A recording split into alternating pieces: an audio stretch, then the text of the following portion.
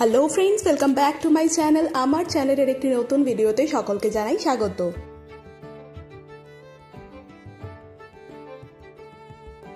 শুরু করলাম একটা রোদ ঝলমলে দিন এক কাপ কফি দিয়ে। এই বছর অনেক বছর পর আমি যেহেতু শীতের শুরুতে রয়েছি কলকাতায়, সেই কারণে একটু সর্দি আমার লেগেছে। ভয়েস ওভার দিতে আমার লেট হলো। আমি ভাবছিলাম যে একটু সুস্থ হয়ে করব, কিন্তু দেখলাম কমছে না একেবারে, সে কারণে ভয়েস ওভার এই অবস্থাতেই দিচ্ছি। লেট ব্রেকফাস্টের সময় হয়ে গেছে জিদানের, তো জিদানকে আমি খাইয়ে দিচ্ছি। আজকে সারাদিন কি করলাম বাড়িতে এবং কোথায় কোথায় গেলাম, কি কেনাকাটি করলাম সেটা দেখার জন্য পুরো ভিডিওটা স্কিপ না করে দেখবেন। আর আমার চ্যানেলে নতুন হলে চ্যানেলটি সাবস্ক্রাইব করতে ভুলবেন না। ভিডিওটি ভালো লাগলে ভিডিওর শেষে লাইক অবশ্যই করে দেবেন। অরিজিৎ আজকে বাড়িতে ছিল, আমি সেই কারণে বললাম তুমি আজকে ওকে একটু নখটা কেটে দাও। ওর নখ কাটানো একটা বিরাট বড় চাপের হয়ে দাঁড়ায়, কারণ ও তো ওই রকম স্থির হয়ে বসে না, ভীষণ দুষ্টুমি করে। আর ছোটবেলায় তো ঘুমোতো, সেই সময় কেটে দিতাম, কিন্তু এখন দুষ্টু হয়েছে, করতে দেয় না কিছুতেই, আর আমার খুব ভয় করে। আমি সেই কারণে অরিজিৎকে বললাম তুমি একটা করো এবারে। এরপর ওরা খেলাধুলা করছিল খানিকক্ষণ এবং অরিজিৎ ওর প্রিয় গান শুনছিল টিভিতে, জিদানকেও শোনাচ্ছিল। ডাকছে আকাশ, ডাকছে বাতাস, ডাকছে মাঠের সবুজ ঘাস। এই গানটা নিজেও গাইছিল আর টিভিতেও চলছিল গানটা। খানিকক্ষণ সময় কাটিয়ে আমরা বললাম যে চলো একটু ছাদে যাই জিদানকে নিয়ে, কারণ বেশ চড়া রোদ উঠেছে। এই সময় রোদটা লাগালে একটু ভালো, শীতের রোদটা তো গায়ে লাগানো খুবই উপকার। তো ভাবলাম যাই, ছাদে নিয়ে যাই। তো আমি অরিজিৎকে বললাম তুমি স্ট্রোলারটা নিয়ে ওঠো, আস্তে করে আমি আসছি। তার মধ্যেই দেখি যে ও লিফটে করে অলরেডি 4th ফ্লোরে চলে গেছে। আমি একাই যাচ্ছি। তারপর উঠতে গিয়ে দেখলাম যে না, ও পুরোটা নিয়ে যেতে পারেনি, কারণ এই স্ট্রোলারটা তো অনেক ভারী আর বড়, আর ওর কোলে জিদানও আছে, যে কারণে ও একা উঠতে পারছিল না। তো আমি বললাম তুমি ওইখানটায় রাখো, তুমি নিয়ে জিদানকে যাও, আমি আসছি স্ট্রোলারটা নিয়ে। এই বলে আমি উঠলাম, কারণ ছাদ অবধি আমাদের লিফট নেই, 4th ফ্লোর অবধিই আছে। আর এই হলো আমাদের শ্রীরামপুর ফ্ল্যাটের ছাদ। এই যে ফ্ল্যাটটা, এটা আগে আমার শ্বশুর বাড়ি ছিল, জয়েন্ট ফ্যামিলি ছিল বিরাট। আর একেবারে স্টেশনের গায়ে। আমি ছাদ থেকে দেখাবো আপনাদের যে স্টেশন কতটা কাছে আমাদের বাড়ি থেকে। আর এই যে এই দিকটায় দেখা যাচ্ছে যে চারিদিকটায় ফ্ল্যাটে এখন ভরে গেছে ঠিকই, কিন্তু এটা একটা খুব সুন্দর বাড়ি ছিল আগে। আর এই যে নীল রঙের যে ছাদটা দেখা যাচ্ছে, ওইটা হলো স্টেশন, মানে শ্রীরামপুর স্টেশন। আর স্টেশনের একদম গায়ে হওয়ার কারণে মেন রোড একেবারে বাড়ির সামনে। এইখান থেকে সমস্ত অটো, টোটো, রিক্সা যায় মাহেশের দিকে। তো যারা আশেপাশে থাকেন তারা চিনবেন এই জায়গাটা। স্টেশনের একদম গা লাগোয়া আর কি আমাদের বাড়ি। আর এই যে এখানে বাজারও বসে, আর যত টোটো, অটো, রিক্সা সব এইখান থেকেই ছাড়ে মাহেশের দিকে যায়। খুব ক্রাউডেড একটা জায়গা আর খুব ব্যস্ত। ওই যে দেখা যাচ্ছে স্টেশনের চত্বর, একের পর এক গাড়ি আসে। আর আমার ভয়েস ওভারেও আপনারা হয়তো ট্রেনের আওয়াজ এখন পাবেন, কারণ একদম কাছে তো, বারবার ট্রেন যায়, খুব আওয়াজ আসে। সুন্দর মিঠে রোদ্দুর উঠেছে একটা হালকা, আর জিদান স্ট্রোলারে ঘুরছে। এর আগে যে স্ট্রোলারটা আপনারা দেখেছেন জিদানকে ঘুরতে, ওটা একটু ছোট, ওটা এয়ারপোর্ট অ্যাপ্রুভ ছিল, যে কারণে আমরা এত ট্রাভেল করি আমাদেরকে দুটো স্ট্রোলার কিনতে হয়েছিল। আমরা তো গোয়াতে কয়েকদিনের জন্যই গিয়েছিলাম, কিন্তু যাওয়ার পরে যেহেতু অনেকদিন স্টে করেছি, ওখান থেকে আমাদের ট্রাভেলও ছিল কিছু মাস, সেই কারণে আমরা আরেকটা স্ট্রোলার কিনেছিলাম এয়ারপোর্ট অ্যাপ্রুভড।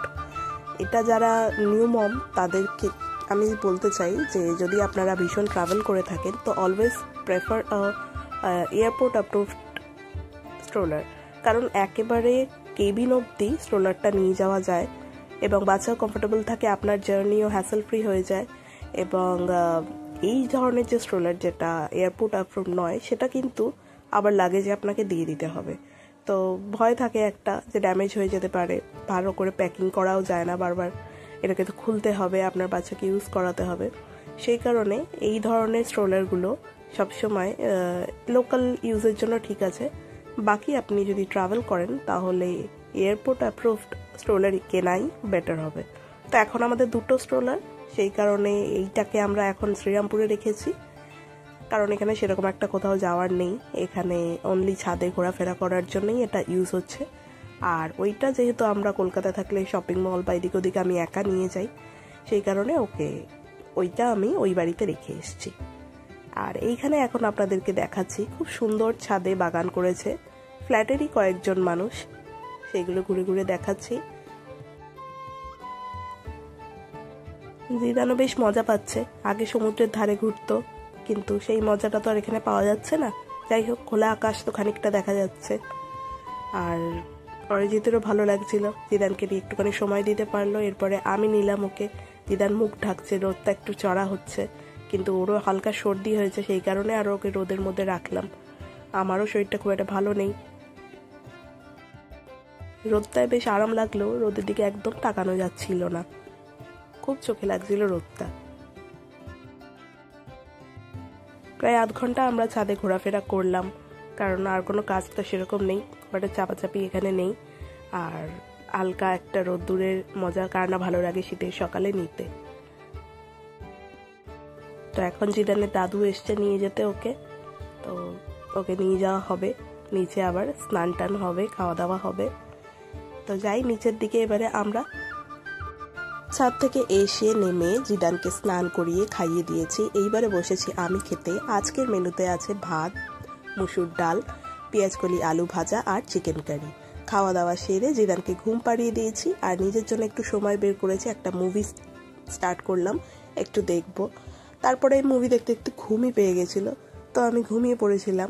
ঘুম থেকে উঠলাম, এবার সন্ধে দেওয়ার পালা। সমস্ত ঘরে ধূপ ধুনো একটুখানি ঘোরাতে এই সন্ধেবেলায় ভালো লাগে, এই স্মেলটা নেগেটিভিটি দূর করে এবং ঘরের সমস্ত পোকামাকড় মশা এই সমস্ত থেকেও আর কি আপনাদের ঘরকে প্রোটেক্ট করবে। তো সেই কারণে কর্পূর ধুনো গুঁড়ো করে সারা ঘরে আমি ঘুরিয়ে দিলাম। তারপরে বানালাম আমি আর আমার ইনলস যেহেতু রজা খাবে, সেই কারণে ওদের জন্য চা বানালাম। একটু চা খেয়ে অনেকক্ষণ গল্প টল্প করলাম, বসলাম খানিকক্ষণ। এরপরে ওদের জন্য আমি একটু স্যুপ বানিয়ে দিচ্ছি।